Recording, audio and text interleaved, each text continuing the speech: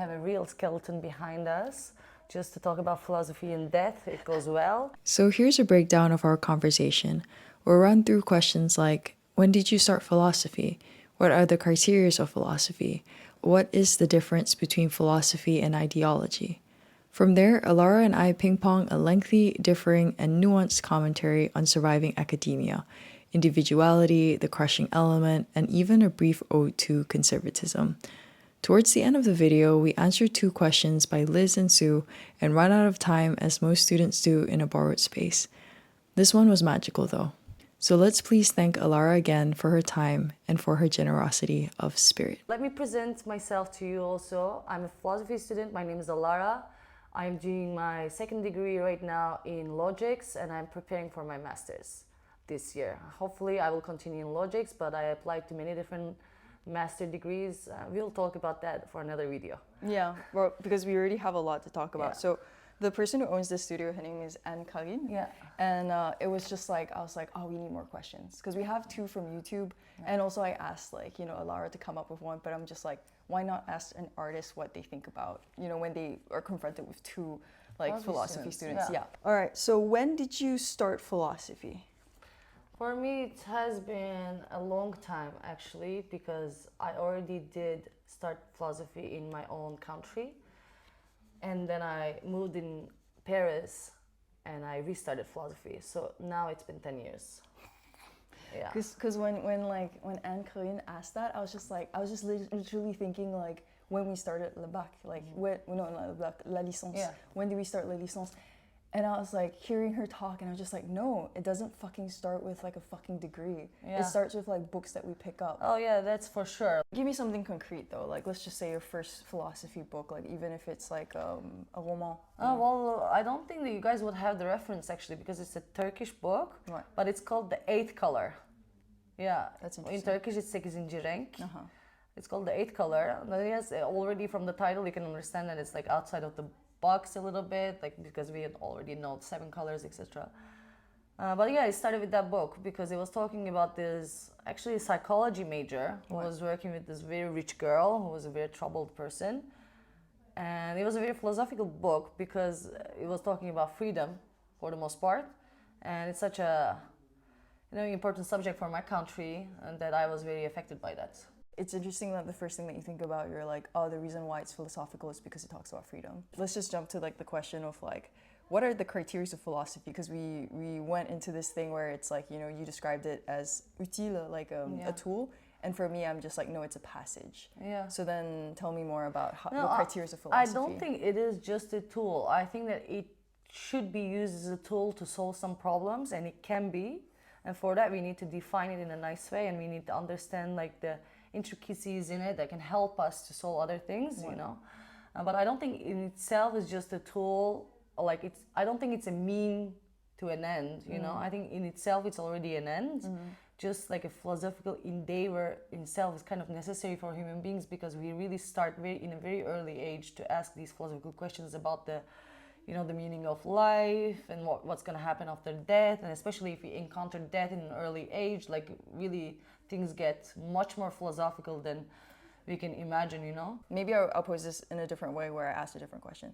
So how would we actually delineate ideology from philosophy? Because we talked a bit about that. It's just like, oh, can the government use philosophy in their own way? And I was just like, that's ideology. But then, when does it get like pejorative? Like when does philosophy, and also like this estimation of, because I obviously use the most basic definition of philosophy as the search for, like the love for sagesse, like the love for wisdom. So then like, we have all these like very loose terms, but then like how is it that we actually can go like, oh no, now it's ideology. Before it was like the truth. Well, first of all, I have to say that I don't consider ideology as a pejorative word. Okay, so first of all. But however, I understand the meaning that you're implying.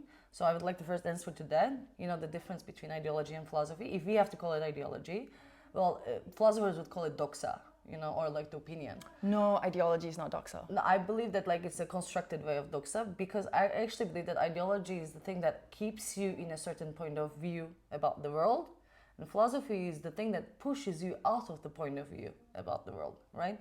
So I think the difference is there. Like ideology helps you to explain things under a certain system. Philosophy helps you to explore things to the help of a system. I think there's a big difference in between. And the difference also lies in the political use of ideas. I think if you're using your philosophical system just to be able to convince others, or just to be able to, construct a system that actually works better for you or something, it becomes oppressive. And the moment it becomes oppressive, we can maybe call it ideology in the modern way. The thing that I kind of like really wanted to talk about was like politics of academia. We're gonna learn philosophy, it's this beautiful, clean thing, but then we're living in this society, materially we need to make, ends meet, and a lot of different things that come with like the politics of academia. And I think like for us, we know, especially with the budget cuts, that the places are limited, the competition's extremely high, we're working like fucking crazy while managing our lives. And I felt like I took a massive risk by maintaining this thesis, because the bigger your thesis and the more like, I'm just gonna say it, like the more original you are and the more like steadfast you are in trying to hold on to something, the more people can attack you, especially at our level. But at the same time, like if you do not put your fucking foot down and go like, this is what I see and this is what I prove, because to me, philosophy is at the same time a distraction, but also at the same time like something that is extremely personal to me. So then like to have that and then to, go to a professor and just go like, one is super excited about your idea and the other one literally was going to kill it before it was even born. And then two, if you imagine like I'm so desperate to just have someone, because we know like if you have a director for your thesis, the chances of you getting accepted is much higher. So then like, there's this idea of like you just make do and then your integrity dies. Okay. Well, I want to relativize a little bit the problem, because it's a question of like trusting the academy. For me, this is a question of trusting the academy or not trusting the academy. Yeah. And I have to say first that academy has its own needs, right? Of course. So as a domain, philosophy has its own needs as well, thanks to the, of course, professors and the students who are pursuing it.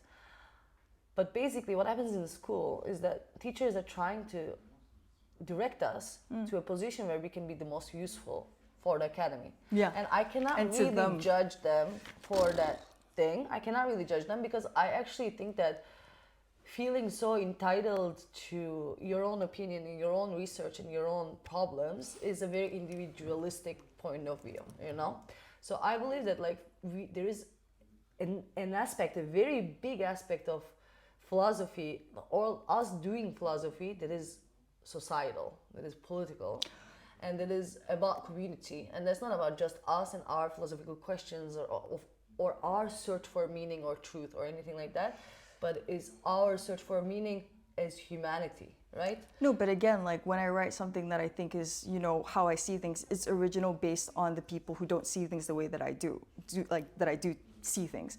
It's not originality for the sake of being singular. Obviously, I'm not going to pretend that like it's not something that I'm proud of, that I have a singular vision. But at the same time, again, I think if I didn't make a strong point, that specific professor that I went to would not be fucking interested. But again, I think like the crux of it is that it's because I think that this is the way things are, and it happens to just not be the way things currently is seen. So I'm not against community, I'm not against humanity. No, it shouldn't be the main focus either. Like the fact that you actually found a teacher who is interested in that should be the main focus. And I think that's the most beautiful thing. And I think it also still shows the capacity of academia accepting individuals as they are. I don't see them as like contrary though. I obviously have respect for the school and I have like, a lot of respect for the rigor, and that's why we can say that we survived.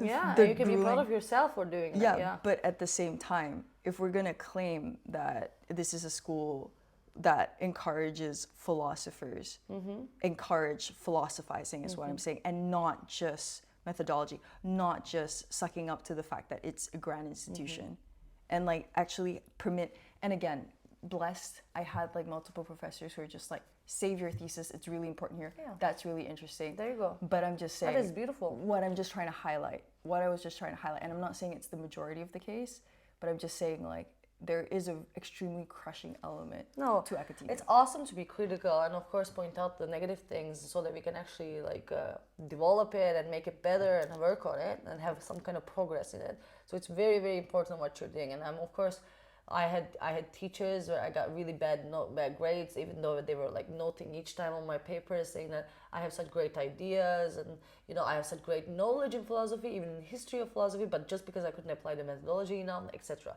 And most of the time, of course, there's some kind of conservatism in that we can You have to say it judge. in a certain way. Yes, but I don't think it's the conservatism in itself that's the problem. It's Not the way that not what I those said. people apply. Exactly, yeah. It's the way that those people apply it is the problematic thing. And I think it's a political problem. It's not actually just a academia problem How or is it a anything like political that. problem? Basically, there's a lot of oppression in academia because there is people who can actually permit themselves, give themselves the right to be in the way that they see that the society or the government is, which is being oppressive or which is either being a fascist even. You're talking about the hierarchy in academia. Of course, like how much they feel entitled to be like that actually, and that's a very much so general problem, much more of a general problem. And actually because of that problem, I want to actually like do my own school. I want to open up my own school. Like if I had so much faith like in academia, I would never want to. Oh, sorry, I cut you off. Yeah, I'm just continuing. Yeah. So I would never want to actually like open a school or anything like that. Of course, I see these problems as very major problems, so that I want to do that. But I also know that we live in a world where we don't want to recognize any values anymore. We criticize everything in a like very, excuse me, in a very easy way, and like we're so fast and ferocious in our critics about the things. But I believe, just let me finish this one. No, I was just But I believe that academia is one of the most open-minded and free places in the world, and is actually independent from the government, and it's one of the only places that is independent of the government. And of course, we can discuss this because of economics and money and foundings, etc. We can discuss this, but we have to remember and remind to the world that academia is free, needs to be free, and actually we can point out how free it is by giving examples like yours, saying things like, I actually found 2 teachers who were interested in my subject. No, but again, like I just feel like the posturing is as if like I'm totally against it. I'm just saying like there needs to be a better balance of closed and open. But again, if it doesn't have this conservative aspect of something that conserves and maintains itself, then it just like goes in 7 different directions and there is no real integrity to it. So I just want to highlight that I'm not like, fuck academia. No, like, you don't sound like it either, of course. But no, like, I get it. There's something else that I thought about, and it's 100% true, like what you're highlighting, because right now, again, with the budgetary cuts, it's very clear that we have a mind of our own. There's a lot but of they're attacking. Yeah, there's a lot of criticism that we have about like what is la grève gonna do, what is la manifestation, like ça va apporter quoi. But at the end, like we are not in alignment. We're not just going to go like take away all the budget, take away all we're gonna our react. Of course. Yeah, you have such a positive and strong opinion about how everything's going, because I feel like I've attached myself to Titanic. Like you said, though, there's a thing that you said. Oh, like, I'm not apocalyptic. Yeah, that's no, you're sure. great. Yeah. That's like I don't want to be apocalyptic. No, and that's beautiful.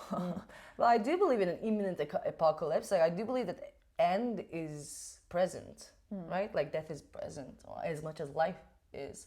I think it's a question of being able to watch both of them together and actually see how life overcomes death each time. That's how I see it. This is a discussion for another time. It's so big. No, but okay. So there's this other thing you said, which is without philosophy, I'll be dead. Talk about that. And there you go. Like how life overcomes death. Like philosophy for me, it's life affirmation. I see it that way. Definitely, it's a search for meaning. Like why would we search for meaning if you don't want to affirm it, right? That's a huge implication. I do believe in it. We have a lot of differences. So of course, hearing your philosophy, one, it's healthy. I'm not saying like it's a bad thing, obviously, but it was just like something that I'm currently becoming more and more aware of, which is exciting. Yeah, okay. So I'm just going to read off the questions and then we'll try to answer it as quickly as possible because we have 10 minutes. From Liz, what's your advice as someone studying philosophy? It's great to have someone like you to highlight important points, but what about those who want to read the text themselves but can't access or read the original language. As an undergrad of sociology, I love Karl Marx. The professor I had curated the best translation for the theoretical concepts because it's studied across so many fields. There are many translations, but for thinkers like Bourdieu, Foucault, and Durkheim, I love their ideas, but I hate reading it. So what are your tips as a philosophy student reading it in multiple languages for finding a correct translation for a layman, since I do not have access to a curator? And finding the best translation, how would you know? Lastly, tips on things that are lost in translations. How do you approach that? Yeah, it's a great question. Honestly, it's very, very fundamental in philosophy. It's one of the first things that we learn while doing studies in philosophy, how to find the best translation and how to understand the importance of actually learning the original language and reading the text from the original language itself, you know? And that's why we work on etymology that much, and that's why most of the philosophers know multiple languages and speak multiple languages, etc. Because it is true that there is some kind of particularity, and well, there's a concept, it's called incommensurabilité, commensurabilité in French. It means that basically, yeah, it's lost in translation. Basically means that you cannot actually use the same concepts under different paradigms. Right? So what's your advice? I'm rushing you just because. Yeah, my advice is, first of all, ask teachers. That's what I say to people. They're like, how do I self-study? I'm like, you don't. Ask teachers. No, if you are looking for a best translation, you have to ask for your teachers, and there's always teachers who are specialized on certain authors, certain philosophers. So if you're interested in Foucault, you have to find someone who does French philosophy. But we're coming from philosophy. We're coming from privilege to be able to say that. The issue with this is that she cannot. I think access. I think internet gives that access already. I think even Reddit gives incredibly beautiful answers to these things, and there are so many nerds out there who know the best translations, and I think it's a community work, these kind of things. And also, we can also check the translator's name and see their background. And actually, if they don't have a background in philosophy and if they translated a philosophy book, maybe we should take a little step back, you know, and maybe try and find someone else who actually did philosophy and who translated this work. You know, it's also as easy as that. It's not that complicated. And it's just being able to, I think it's a great question. Why? Because I think this person who's asking, Liz or... hey Liz. Well, it's a great question because you're asking this knowing the value of the original language and the translation and the understanding the difficulties in different translations. I do believe that this is a professional aspect of philosophy. I mean, of course, as a student, if you want to continue in philosophy, you should also start thinking about this as an undergrad student. However, if you're an undergrad student and you're just trying to discover some things, I think it's a secondary problem. You don't have to close yourself in that much to start with. I think you just have to read first. You just have to read. Like, no matter what you find, even if you have just one book in your hand and it's the shittiest book ever, just read it. And then you understand why it is shitty for you by reading a second book and to be able to compare them. So it's just a question of starting the process, starting the practice, and touching the text. You know, it's like, just give a quick example. Like, if you want to do painting, let's say, and if you have to buy a brush, like, first, you don't have to buy the best brush ever because it's not going to even make a difference for your usage of it because you're not really capable of using brush in different ways. We have 4 minutes. So first, you have to learn how to use the brush, and then you have to buy different brushes. So I'm just going to add something really quickly, and then we'll try to hit the other question. There are a lot of things I don't agree with, but we don't have time, but that's the beauty of, like, you know, our relationship.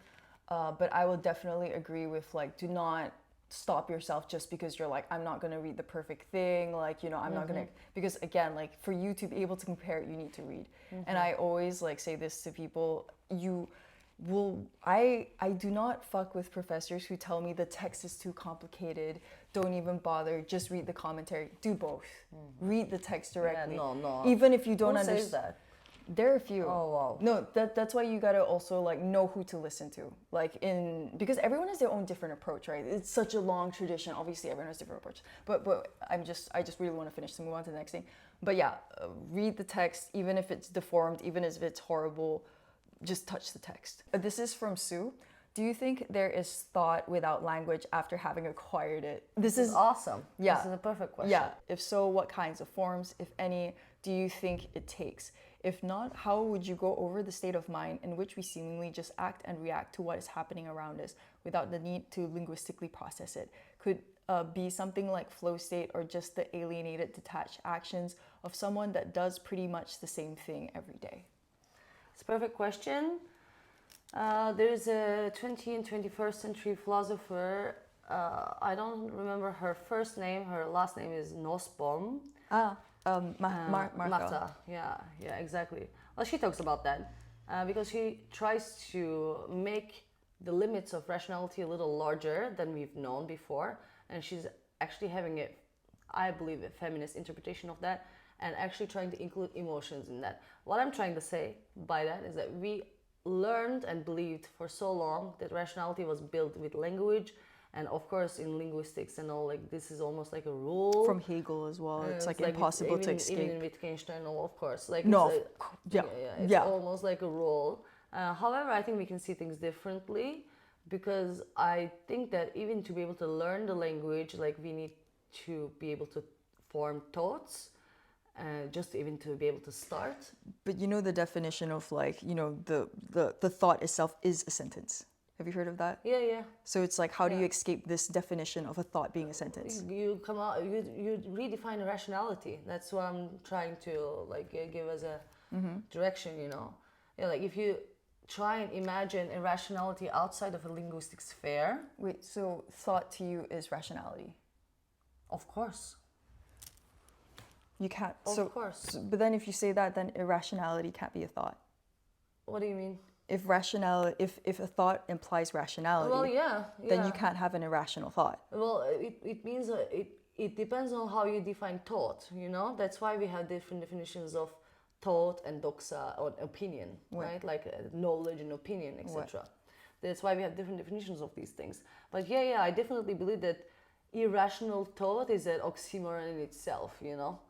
I don't think it's something possible actually. If you are capable of forming thought, like it comes from your rationality, and that's thanks to that idea that we could actually build logics. And if we didn't have that idea, we wouldn't understand the dynamics behind thought processes and actually put them on a paper, you know, as openly as we did in the history of philosophy.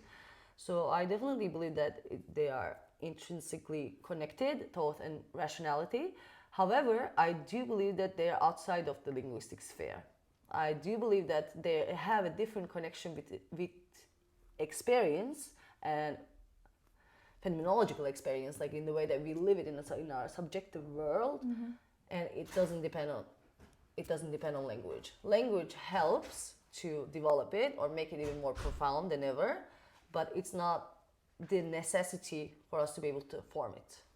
There you go. So I do believe that the animals think. I do believe that You think animals have rationality? The forests think. Yeah, I do. I don't think it's the only difference. I think they make rational decisions. Yeah.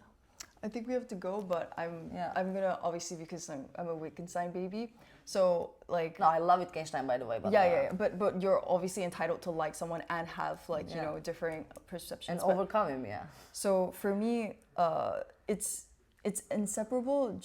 But then again, how do we define thought, right? But for me, the sentence just has signs, and these signs refer to something that gives us some kind of anchor in reality, which gives it's called us referential semantics. That's what you're talking about. It's called referential semantics. Not completely, because again, like it's not completely Freudian.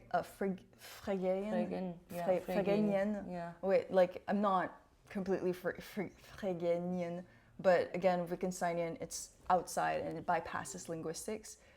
But yeah, I don't align the idea of rationality with thought. But again, I currently cannot produce a sufficient definition of thought in general to take this discussion further.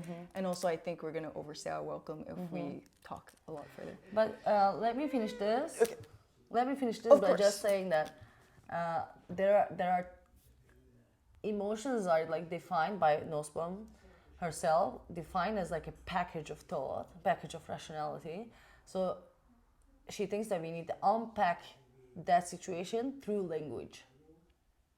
So language is the tool, is like the key that helps us to open that package that we actually have before language.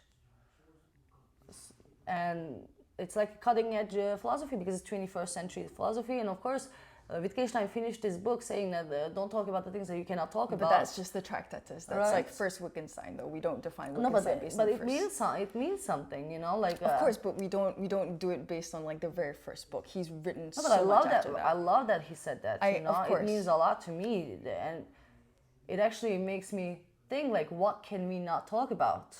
I wrote this whole thing about like You see? what we can't talk about, but it's much more about the thing. It's more so like the enigma that refuses to be talked about. Instead of that we can't, it refuses to be spoken of. But that's like we love Wittgenstein, and we don't define him based on his Tractatus, even though it's probably one of the most amazing things or interesting things that was written. And also, it's his actually only book, but yeah, Because it was produced while he was he alive. produced incredible Why do you amount call it of his only writing. book? Yeah, because it's the only book that he actually published it as a book, if I know it correctly, if I still remember it correctly. Yeah, he has just one book. Mais les recherches philosophiques, c'est... Yeah, there's Recherche Philosophique and there's also the blue and brown book, etc. But they're either, I don't know if they're posthumous publications. I don't think They so. They are. Oh, well, there you go. There are posthumous publications, first of all, so it's not his book.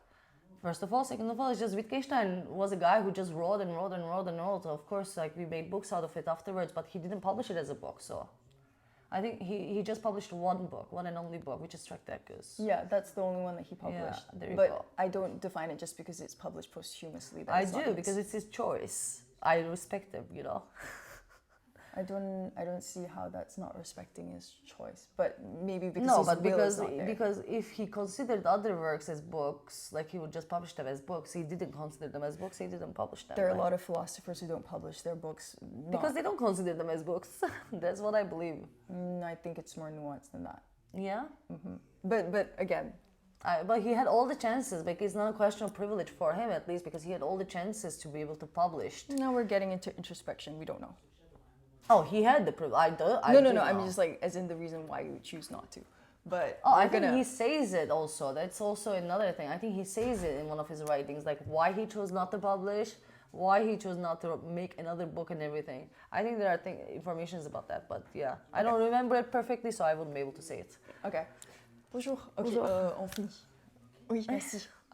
Thank you for your time, Of and thank you for course. being so engaging. Thank you. Yeah, and if you guys like it and you have any other questions, like leave them below.